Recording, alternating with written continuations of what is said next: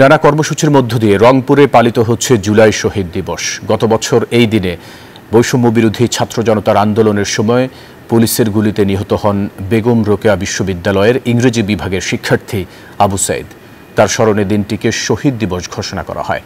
দিবস ঘিরে আয়োজিত অনুষ্ঠানে আইন উপদেষ্টা বলেন, দ্রুতই আবু সাইদ হত্যার বিচার দেখতে পারবেন তার বাবা মা ও দেশবাসী।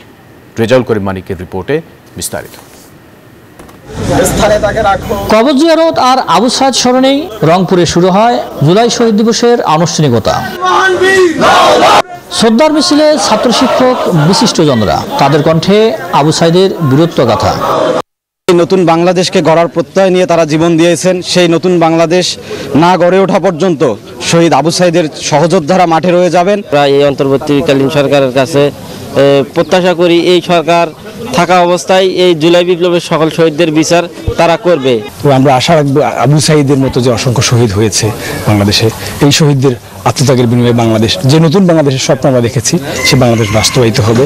রংপুর বেগম রোকেয়া বিশ্ববিদ্যালয়ের উপাচার্য প্রফেসর ডক্টর শওকত আলী জানান, আবু সাইদের আত্মদানের বিষয়টি বিশ্ববিদ্যালয় কোনোদিন ভুলবে না। শহীদ আবু সাইদের যে বিচার, যারা হত্যাকারীদের বিচার, সেই বিচারে যারা জড়িত, যেটা প্রসিকিউশন অলরেডি ঘোষণা করেছেন 30 জন, তাদেরকে অতি সত্বর আইনের রাস্তায় নিয়ে গ্রেপ্তার করার জন্য জোর দাবি জানাচ্ছি।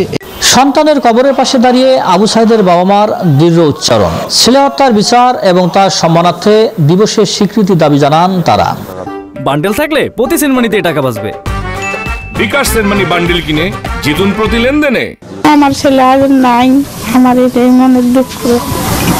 আর আমার ছেলের বিচার করেন, সরকারের বিচার করে। পরে সকাল 9:30টায় বিশ্ববিদ্যালয় ক্যাম্পাসে কালো ব্যাগ ধারণ করে একটি শোক র্যালি অনুষ্ঠিত হয়।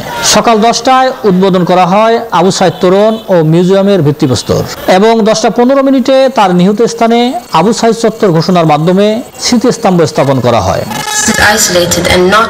বুধবার বেলা 11টায় আয়োজিত আলোচনা সভায় উপস্থিত ছিলেন সরকারের কয়েকজন উপদেষ্টা। এ সময় আইন উপদেষ্টা প্রফেসর ডক্টর আসিফ নজরুল বলেন, দ্রুত আবু সাইদ হত্যার বিচার দেখতে পারবেন তার বাবা মা ও দেশবাসী।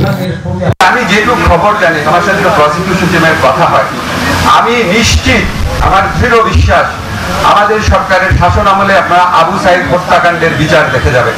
এছাড়া শহীদ আবু সাইদের স্মরণে দিনব্যাপী নানা কর্মসূচি পালন করছে বিভিন্ন সামাজিক ও সাংস্কৃতিক সংগঠন। রেজাউল করিম মানিক, নিউজ 24, রংপুর।